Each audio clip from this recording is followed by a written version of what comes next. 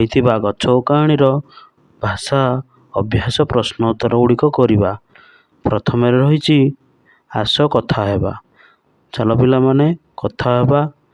ଏହା ପୂର୍ବରୁ ତୁମେ ଯଦି ଚ୍ୟାନେଲଟିକୁ ଲାଇକ୍ କମେଣ୍ଟ ଓ ସବସ୍କ୍ରାଇବ୍ କରିନାହ ତାହେଲେ ଏବେ ଲାଇକ୍ କମେଣ୍ଟ ସବସ୍କ୍ରାଇବ୍ କର।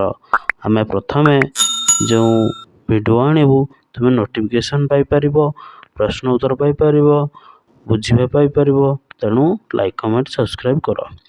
ଚାଲ କଥା ହେବା। ଆସ କଥା ହେବା। ଦେଖ ପିଲାମାନେ ପ୍ରଶ୍ନ 1ରେ କ'ଣ କହିଛି? ଗଛଟି ନରମ ଗଳାରେ କାହାକୁ କହୁଛି? ନାଇଁ କି? ତ ନରମ ଗଳାରେ କାହାକୁ କହୁଛି? ନା ସମସ୍ତ ଉତ୍ତର କହିବା। ଉତ୍ତର କ'ଣ ହେବ ପିଲାମାନେ? ନରମ ଗଳାରେ ଗଛଟି କହଇ ଶୁଣରେ ଭଉଣୀ ଭାଇ। ତ ନରମ ଗଳାରେ ସେ କାହାକୁ କହୁଛି? ଭଉଣୀ ଆଉ ଭାଇମାନଙ୍କୁ କହୁଛି। ତ ଠିକ୍ ଉତ୍ତରଟି ହେଉଛି ଭଉଣୀ ଓ ଭାଇମାନଙ୍କୁ କହୁଛି। ସେହିଭଳି ଜନ୍ମ କାଳରୁ ଗଛଟି କେଉଁ କେଉଁ ଯାତନା ସହିଛି? ଉତ୍ତର କ'ଣ ହେବ ପିଲାମାନେ?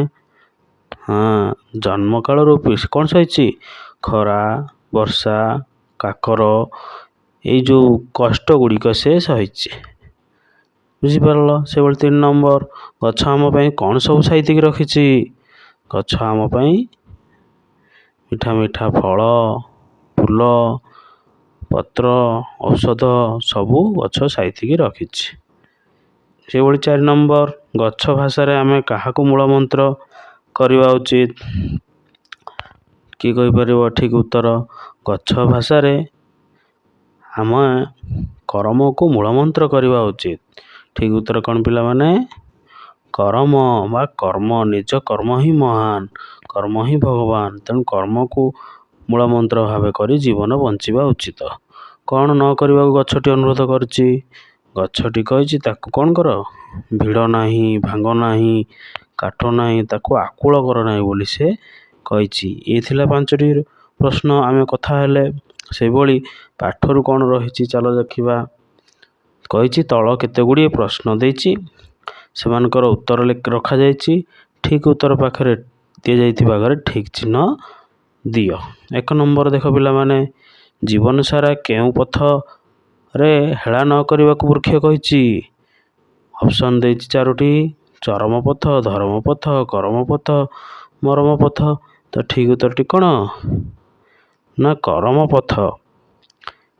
ନାଇଁ କି? କରମ ପଥ ମାନେ 2 ନମ୍ବର ଦେଖ, ଗଛ କ'ଣ କରି ସମସ୍ତଙ୍କୁ ଛାଇରେ ଆଶ୍ରୟ ଦେଇଛି?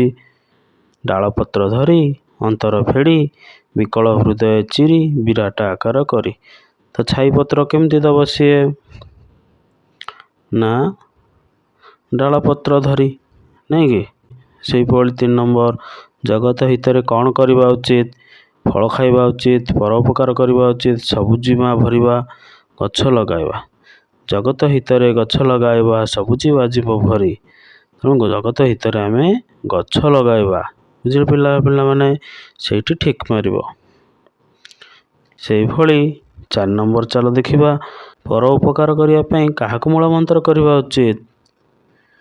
ପର ଉପକାର କରିବା ପାଇଁ କାହାକୁ ମୂଳମନ୍ତ୍ର କରିବା ଉଚିତ? ଆମେ ପର ଉପକାର କରିବାକୁ ହେଲେ ସେ କ'ଣ ଦେଇଛି? କର୍ମକୁ, ଧର୍ମକୁ, ଜନ୍ମକୁ, ସେବାକୁ। କେଉଁଟା ହେବ ଠିକ୍ ଉତ୍ତର? ହଁ ପିଲାମାନେ, ସେବାକୁ। କ'ଣ ହେବ? ଆମେ ସେବା କରିବା ପାଇଁ ପରହିତରେ ସେବା କରିବା ଉଚିତ। ଭଳି ଜାଣିପାରିବନି ଏରୂପ ମୋହର କେତେ ଯେ ସାଧନା ଫଳ। ଏ କଥାଟି କିଏ କହିଛି? କବି କହିଛନ୍ତି, ପିଲାଟି କହିଛି, ଧରଣୀ କହିଛି, ଗଛ କହିଛି। ଠିକ୍ ଉତ୍ତର ହେଉଛି ଗଛ କହିଛି। ସେହିଭଳି ଚିନ୍ତା ଓ କଳ୍ପନା। 1 ନମ୍ବର, ଗଛ କେବେ କାହା ସହ କଥା ହେବାର ତୁମେ ଜାଣିଛ? ନା, ଆମେ ଜାଣିନାହୁଁ। ସେହିଭଳି ଖ, ତୁମେ କେବେ ଗଛ ସହିତ କଥା ହୋଇଛ କି? ମନେ ରଖ, ଗଛ ପରସ୍ପର ସହ କଥା ହୁଅନ୍ତି। ତୁମେ କେବେ ଗଛ ସହିତ କଥା ହୋଇଛ କି? ନା, ଆମେ ଜାଣିନାହୁଁ। କେବେ କଥା ହେଇଛୁ? ହଁ, ମନେ ମନେ କଥା ହଉ ବେଳେ ବେଳେ। ଗ ଦେଖ, ମନେକର ତୁମେ ଗଛଟିଏ ତୁମ ବନ୍ଧୁ ସହିତ କ'ଣ କଥା ହେବ କୁହ? ଗଛଟି ହେଉଛି ତୁମର ବନ୍ଧୁ। ତୁମେ ବନ୍ଧୁ ସହିତ କ'ଣ କଥା ହେବ? ଦୁଃଖ ସୁଖ ନାଇଁ କି ଏସବୁ କଥା ହେବ। ସେହିଭଳି 2 ନମ୍ବର ଦେଖ କ'ଣ ଦେଇଛି। ନରମ ଗଳାରେ ଗଛଟି କହଇ ଶୁଣରେ ମଣିଷ ଭାଇ, ଫଳ ଖାଇବାକୁ ବଳାଉଛ ମନ ଆପତ୍ତି ମୋର ନାହିଁ। ଉପରଲିଖିତ କବିତାରେ ଧାଡ଼ିରେ ଗଛଟି ମଣିଷକୁ ତା ଦୁଃଖ ଜଣାଉଛି। ଶେଷରେ ଗଛ ଲଗାଇବା ପାଇଁ ଆମ୍ଭମାନଙ୍କୁ ଶପଥ କରାଉଛି। ସେହିଭଳି ଦିନେ ସକାଳେ ତୁମେ ବୁଲୁଥିବା ହାତୀ ଛୁଆଟିଏ ଯାଉଥିବାର ଦେଖିଲ। ହାତୀ ଛୁଆଟି ଦେଖି ଅଟକିଗଲା, ତୁମ ବି ଅଟକିଗଲ। ପରସ୍ପରକୁ ଚାହିଁଲ। ଧୀରେ ଧୀରେ ତୁମ ଦୁହିଁଙ୍କ ସହ ବନ୍ଧୁତା ଆସିଲା। ତୁମେ ଦୁହେଁ କଥାବାର୍ତ୍ତା ହେଲ। ତୁମେ ଦୁହେଁ କ'ଣ କଥାବାର୍ତ୍ତା ହେଲ ବନ୍ଧୁ ମେଳରେ ଆଲୋଚନା କର। ହେଲା, କେମିତି ଅଛ, କ'ଣ କରୁଛ, କେମିତି ଆସିଲ, ମୋ ପାଖରେ ସାଙ୍ଗ ହେବ କି, ମୁଁ ତୁମ ସାଥିରେ ରହିବି, ଏଇଭଳି କଥା ହେବ। ସେହିଭଳି ଭାବ ପ୍ରଶ୍ନ ଉତ୍ତର କରିବା। କ'ଣ କଲେ ଆମ ଧରଣୀ ହତଶ୍ରୀ ହେବ ନାହିଁ? ଆମେ ଯଦି ଗଛ ଲଗାଇବା। ଉତ୍ତର, ଠିକ୍ ଉତ୍ତର। ଚାଲ ଉତ୍ତର କରିବା। ଉତ୍ତରଟି କ'ଣ? ନା ଆମେ ଯଦି ଗଛ ଲଗାଇବା, ଚାରିଆଡ଼େ ଧରଣୀରେ ସବୁଜମୟ କରିବା, ତାହେଲେ ଆମ ଧରଣୀ ହତଶ୍ରୀ ବା ଲକ୍ଷ୍ମୀହୀନ ହେବ ନାହିଁ। ସେହିଭଳି 2 ଗଛ ତା ଜୀବନରେ କି ଯାତନା ସହିଛି? ଗଛ ତା ଜୀବନରେ କ'ଣ ହେବ? ଉତ୍ତରଟି ହେଉଛି ଗଛ ତା ଜୀବନରେ ଖରା, ତରା, କାକର, ଝଡ଼ି, ବର୍ଷା ଏସବୁ ଯାତନା ସହିଛି। ସେହିଭଳି 3 ନମ୍ବର ଆମେ ସବୁ ଗଛକୁ କିପରି କଷଣ ଦେଉଛେ? ଉତ୍ତର କ'ଣ ହେବ? ଆମେ ତା ଗଛକୁ ଯେତେବେଳେ ଭିଡ଼ୁଛେ, ହାଣୁଛେ, କାଟୁଛେ, ଏଗୁଡ଼ିକ ତାକୁ କଷଣ ଦେଉଛେ। ସେହିଭଳି ଆମ ପାଇଁ ଗଛ କ'ଣ ସାଇତି ରଖିଛି? ଆମ ପାଇଁ ଗଛ ସବୁ ଫୁଲ, ଫଳ, ଔଷଧ, କାଠ, ବୃକ୍ଷ ବହୁତ ପ୍ରକାରର ଦ୍ରବ୍ୟ ସଜାଡ଼ି ରଖିଛି। ଗଛ ଉପକାର ପାଇଁ ତୁମେ କ'ଣ କରିବ? ଗଛର ଉପକାର ପାଇଁ ଆମେ କ'ଣ କରିପାରିବା? ଆମେ ଗଛକୁ ଯତ୍ନ କରିପାରିବା, ଗାଈ ଗୋରୁଠାରୁ ରକ୍ଷା କରିପାରିବା, ନୂତନ ଗଛ ଲଗାଇ ପାରିବା, ଗଛ ଚାରିପଟେ ବାଡ଼ ଦେଇପାରିବା। ଏଇସବୁଗୁଡ଼ିକ ଗଛର ଉପକାର ପାଇଁ ଆମେ କରିପାରିବା, ନୁହେଁ ପିଲାମାନେ? ସେହିଭଳି ଆସ କବିତାକୁ ବୁଝିବା। କ୍ଷୀର ନୁହେଁ ତ ଲୋତକ ଧାରାରେ ନୟନୁ ଝରଇ ମୋର, ଧରଣୀ ହସିଲେ ଆମ ପରିବେଶ ହେବ ନାହିଁ ହତଶ୍ରୀ। ମୋ ଫଳ ଖାଇକି ମୋହରି ଆଗରେ ଶପଥ କରେ ରହି, କରମ ମୂଳକୁ ମନ୍ଥର କରିଣ ପର ଉପକାର କର। ଦେଖ, କ୍ଷୀର ନୁହେଁ ତ ଲୋତକର ଧାର ନୟନୁ ଝରଇ ମୋର। ଗଛ କହୁଛି କ'ଣ? ନା ମୋର ଯେଉଁ ରସ ବା କ୍ଷୀର ହେଉଛି ସିଏ ହେଉଛି କ୍ଷୀର ନୁହେଁ, ସିଏ ହେଉଛି ମୋ ଲୋତକ ବା ମୋ ଲୁହ ବା ମୋ ଲହୁ। ସେହିଭଳି ଧରଣୀ ହସିଲେ ଆମ ପରିବେଶ ହେବ ନାହିଁ ହତଶ୍ରୀ।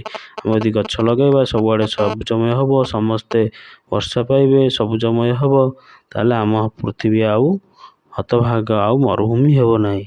ସେହିଭଳି 3 ନମ୍ବର ମୋ ଫଳ ଖାଇକି ମୋହରି ଆଗରେ ଶପଥ କରେ ରହି। ଗଛ ଶେଷରେ କହୁଛି ତୁମେ ମୋ ଫଳକୁ ଖାଅ, ମୋ ଆଗରେ ଶପଥ କର। କ'ଣ? ନା ଗଛଟିଏ ଲଗାଇବ। ସେଭଳି 4 ନମ୍ବର କ'ଣ? ନା କରମକୁ ମୂଳ ମନ୍ଥର କରିଣ ପର ଉପକାର କର। ବୁଝିପାରିଲ? ଯେମିତି ଗଛ ତା ଜୀବନ ଯାକ ପର ଉପକାର କରେ, ଛାଇ ଦିଏ, ଅମ୍ଳଜାନ ଦିଏ, କାଠ ପତର, ଫୁଲ ଫଳ ସବୁ ଦିଏ, ସେଇଭଳି ନିଜ ଜୀବନ, ମଣିଷ ଜୀବନ ବା ଶିଶୁଟିଏ ତୁମେମାନେ ମଧ୍ୟ ଶପଥ କର, କରମ କର, ମନ୍ଥର କରିବ ଏବଂ ପର ଉପକାର କରିବ। ଏଇଭଳି ଗଛଠୁ ଆମେ ଶିଖିବା ଉଚିତ। ବୁଝିଲ ପିଲାମାନେ? ସେହିଭଳି ଦେଖ ସାରଣୀ ତଳ କ ସ୍ତମ୍ଭରେ କେତେକ ଅର୍ଥ ଦିଆଯାଇଛି। କବିତାର କେଉଁଠି ସେଇ କୁହାଯାଇଛି? ଖ ସ୍ତମ୍ଭରେ ସେ ଧାଡ଼ି ଗୁଡ଼ିକ ଦେଖ ଏବଂ ନମୁନାଟିଏ ଦିଆଯାଇଛି। ଦେଖ, ଗଛ ଆମକୁ ଫଳ ଖାଇବାକୁ ମନା କରିନାହିଁ। ତାର ଉତ୍ତରଟି କ'ଣ ହେବ? ଖ ସ୍ତମ୍ଭରେ ଫଳ ଖାଇବାକୁ ବଳାଇଛ ମନ ଆପତ୍ତି ମୋର ନାହିଁ। ସେହିଭଳି 2ରେ ହେଇଛି ଗଛର ଆଖିର ଲୁହଧାର ବହୁଛି। କ'ଣ ହେବ ପିଲାମାନେ? ଗଛର ଆଖିରୁ ଲୁହଧାର ବହୁଛି ଅଛି ପ୍ରଥମ ଫଳରେ। କ୍ଷୀର ନୁହେଁ ତ ଲୋତକ ଧାରାରେ ନୟନୁ ଝରଇ ମୋର। ବୁଝିପାରିଲ ପିଲାମାନେ? ଏଇଟା ତାର ହେଉଛି ପଦ୍ୟ। ସେ ତାର ଅର୍ଥ ଦେଇଦେଇଛି, ତୁମେ ତାର ପଦ୍ୟ କରିବ। ସେଇଭଳି ପ୍ରଚୁର ଫଳ ଦେଖି ମୋତେ ଈର୍ଷା କରୁଛ। ସେଇଟା କ'ଣ ହେବ? ନା ଆଜି ସିନା ତୁମେ ଈର୍ଷା କରୁଛ ଦେଖି ମୋର ଫଳ ମାଳ ମାଳ, ଜାଣିପାରିବନି ଏ ରୂପରେ ମୋର କେତେ ସାଧନାର ଫଳ। ବୁଝିପାରିଲ ପିଲାମାନେ? ସାରା ଜୀବନ କର୍ମପଥରେ ରହିବି। ବୁଝିପାରିଲ ପିଲାମାନେ? ମୋ ଫଳ ଏ ସାରା ଜୀବନ କର୍ମ ପଥରେ ହେଳା ନ କରିବ କେହି। ସେଇଭଳି ଆମ ପରିବେଶ ହତଶ୍ରୀ ହେବ ନାହିଁ। କ'ଣ ହେବ? ଜଗତ ହିତରେ ଗଛ ଲଗାଇବ, ସବୁଜିମା ଯିବ ଭରି, ଧରଣୀ ହସିଲେ ଆମ ପରିବେଶ ହେବ ନାହିଁ ହତଶ୍ରୀ। ଦୁଃଖରେ ମୋ ଗଛରେ ପ୍ରାଣ ଜଳି ଯାଉଛି। ଯେତେବେଳେ ଆମେ କ'ଣ କରେ, ତା ଡାଳକୁ ଟାଣିଲେ ସେ ତାକୁ କ'ଣ ହୁଏ? ଜାଣିପାରିବନି ପରାଣ ମୋର ଦୁଃଖରେ କିପରି ଜଳେ। ସେଇଟା ସିଏ ଗଛ କହୁଛି। ଏଗୁଡ଼ିକ ଯୋଡ଼ିବ। ସେଇଭଳି ତାପରେ କ'ଣ ଦେଇଛି? ଅକ୍ଷର ସଜାଡ଼ି ଶବଦ ଗଢ଼ି ପାରୁଛ ଯଦି ମାତ୍ରାକୁ ଯୋଡ଼। ହେଲା,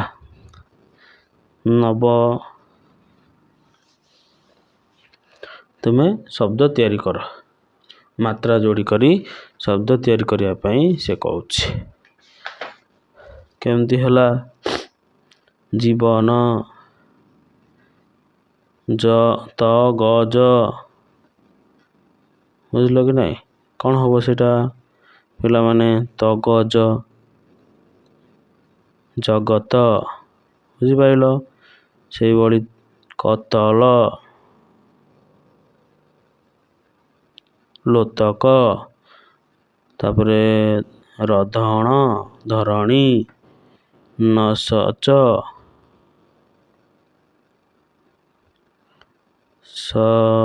ସୂଚନା, ସେଇଭଳି କର ପଉ ଉପକାର, ସମଜବ ସବୁଜିମା।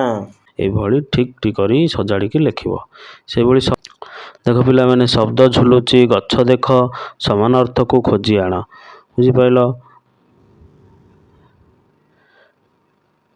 ସମାନ ଅର୍ଥ ଖୋଜ। ଏଇ ଯେଉଁ ଗୋଟିଏ ଟୋକେଇରେ ଦେଇଛି ଚକ୍ଷୁ, ଅଶ୍ରୁ, ଦଳ, ବୃକ୍ଷ, ପଣ, ପାଦପ, ପ୍ରତିଜ୍ଞା, ଲୋତକ, ପଲ୍ଲବ, ନୟନ। ସେଭଳି ଗଛର କ'ଣ ହେବ? ବୃକ୍ଷ ହେବ, ପାଦପ ହେବ।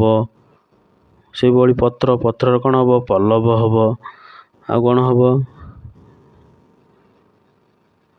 ଆଉ ଦେଇନାହିଁ। ସେଇଭଳି ଲୁହର କ'ଣ ହେବ? ଲୋତକ ହେବ। ଆଉ କ'ଣ ହେବ? ଅଶ୍ରୁ ହେବ। ସେଇଭଳି ଆଖିର ଚକ୍ଷୁ ହେବ, ନୟନ ହେବ। ଶପଥର କ'ଣ ହେବ? ପ୍ରତିଜ୍ଞା ହେବ, ପଣ ହେବ। ଏଗୁଡ଼ିକ ସମାନ ଅର୍ଥରେ ଯୋଡ଼ିବା। ସେଇଭଳି ତଳେ ଖସ୍ତମ୍ଭ ଦେଇଛି। କବିତାକୁ ମନେ ପକାଇ ସମ୍ପର୍କିତ ପଦକୁ ଯୋଡ଼। ଡାଳକୁ ମୋହର ଟାଣି ନେଉଥାନ୍ତି, କ୍ଷୀର ନୁହେଁ ଏ ତ ଲୋତକର ଧାର। 8 ସେଭଳି ଗଛ ଲଗାଇବା, ଆମ ପରିବେଶ ହସିବ। ଗଛ ଲଗାଇବା ମୂଳମନ୍ତ୍ର। ପରୋପକାର ମୂଳମନ୍ତ୍ର ଜନ୍ମ କାଳରୁ ବର୍ଷା ଝଡ଼ ସହିଛି। ଜଗତ ହିତରେ ଗଛ ଲଗାଇବା, ଧରଣୀ ହସିଲେ ଆମ ପରିବେଶ ହସିବ। ଏରୂପ ମୋହର କେତେ ସାଧନାର ଫଳ। ଫଳ ଖାଇକି ଶପଥ କରିବା, ଛାଇରେ ଆସରା ଦେଇଛି ବିକଳ ହୃଦୟ ଚିରେ।